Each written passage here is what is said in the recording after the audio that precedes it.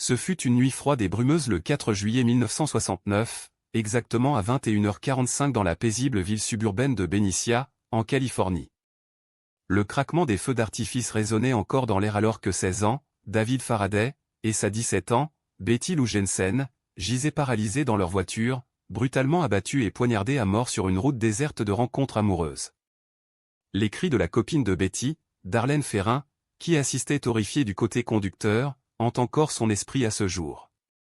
C'était le début sanglant de la série de meurtres du tueur Zodiac, un monstre qui allait terroriser la Californie du Nord pendant des mois à venir.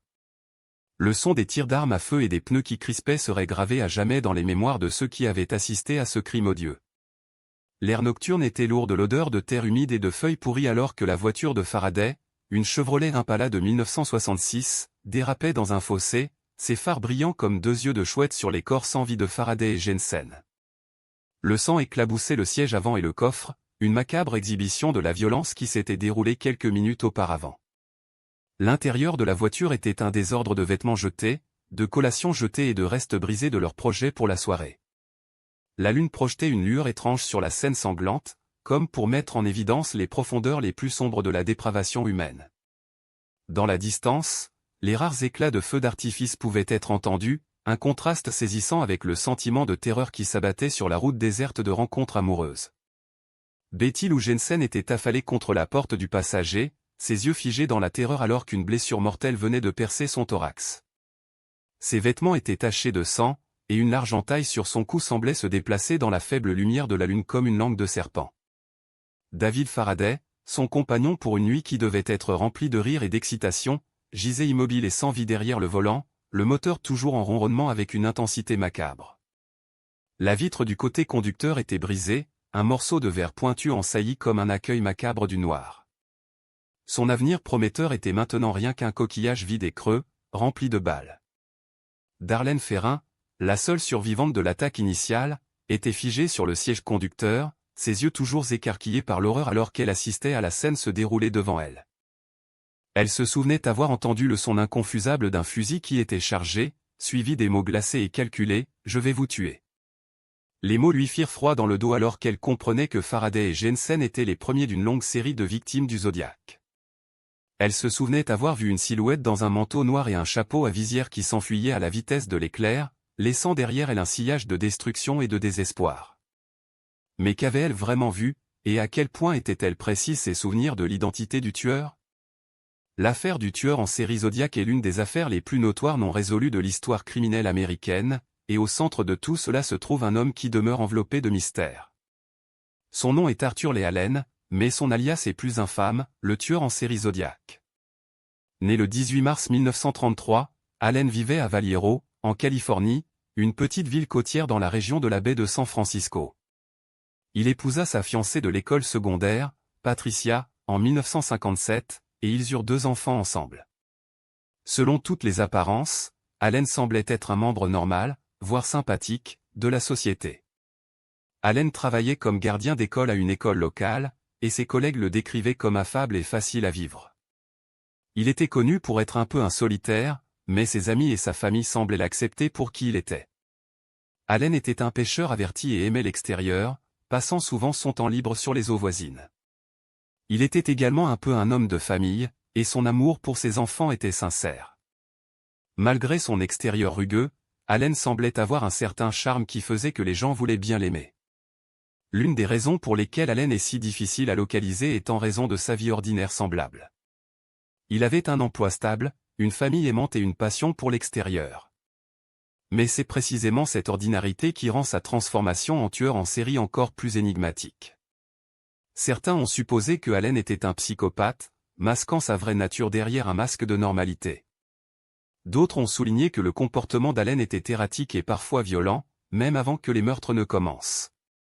Malgré ces signes de warning, les proches d'Allen semblaient être insensibles à sa vraie nature.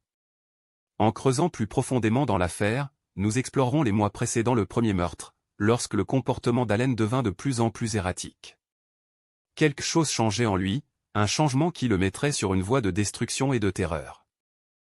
Ses relations avec ceux qui l'entouraient commencèrent à se déliter, et ses problèmes de confiance devinrent plus prononcés. Qui faisait-il confiance? Et qui manipulait-il? Les lignes entre la réalité et la folie commencèrent à se brouiller, préparant la scène pour les crimes atroces qui allaient le définir. La nuit du 20 décembre 1968 était sombre et froide à Vallejo, en Californie. Une brume légère s'est déplacée du golfe de San Francisco tandis que le soleil se couchait sur les collines côtières. La température avait chuté à un froid de 40 degrés, un contraste brutal par rapport aux journées d'été chaudes qui avaient précédé.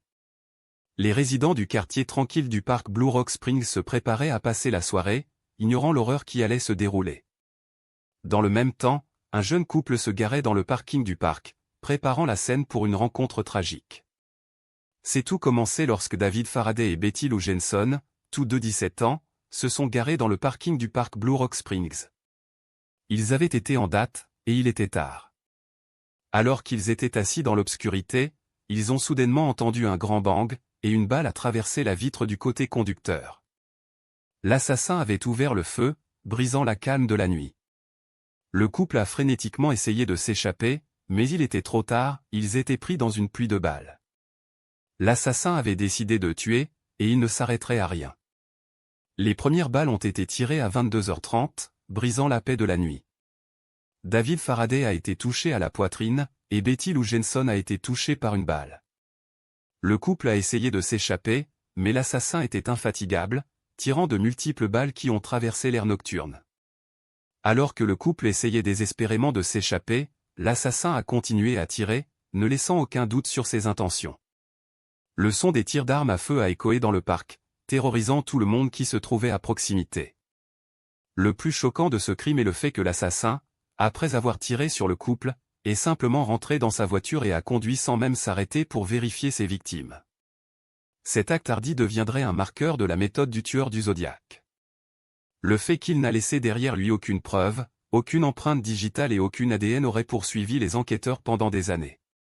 Le tueur du Zodiaque était une figure fantomatique, toujours un pas devant la loi. Lorsque la nouvelle de la fusillade a commencé à se répandre, la panique a saisi la communauté. L'enquête sur le tueur du Zodiaque a été un cas complexe et difficile qui a duré plus d'une décennie. La première réponse des policiers est venue le 4 juillet 1969, lorsqu'un homme a envoyé une lettre cryptique au San Francisco Chronicle prétendant être responsable des meurtres. Cette lettre serait devenue un marqueur de la communication du tueur du Zodiaque, y compris l'utilisation de codes et de messages cryptiques. Les policiers ont tenté d'identifier l'auteur mais ont initialement eu du mal à établir des liens. Ce n'est qu'après l'arrivée d'une deuxième lettre le 31 juillet 1969 que l'enquête a vraiment commencé. Une pièce clé d'évidence qui a tout changé était une lettre que le tueur du Zodiaque a envoyée au San Francisco Chronicle le 26 juillet 1969, contenant un chiffre à 4 symboles. Le chiffre, ainsi que d'autres codes envoyés dans les lettres ultérieures, était un grand puzzle que les enquêteurs ont eu du mal à résoudre. Malgré la frustration initiale, ce code serait finalement devenu une pièce clé d'évidence dans l'affaire. Le code a été plus tard déchiffré par un homme de 21 ans nommé Bob Vaughan, qui a utilisé une combinaison d'équations mathématiques et d'essais et d'erreurs pour décoder le message.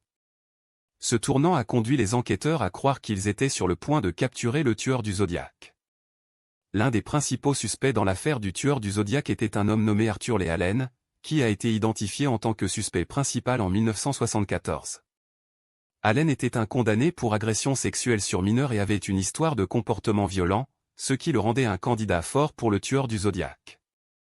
Cependant, malgré une enquête approfondie, les policiers n'ont pas pu rassembler suffisamment d'évidence pour lier Allen directement au crime. Un autre suspect qui a attiré l'attention significative était Richard Gekowski, un ancien employé du San Francisco Chronicle qui était également un suspect dans l'affaire du meurtre de Vallejo. Cependant, ni l'un ni l'autre de ces hommes n'a jamais été formellement accusé des crimes du tueur du Zodiaque. Un piège à l'enquête a pris la forme d'un suspect nommé Ross Sullivan, qui a prétendu avoir tué le couple dans l'affaire Paul Steen. L'enquête sur Sullivan a absorbé un temps et des ressources significatifs, mais finalement, il a été éliminé de toute implication dans l'affaire.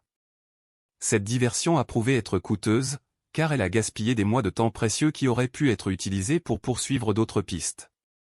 Finalement, la confession de Sullivan a été plus tard remise en question par certains qui ont affirmé qu'il était atteint d'une maladie mentale à l'époque.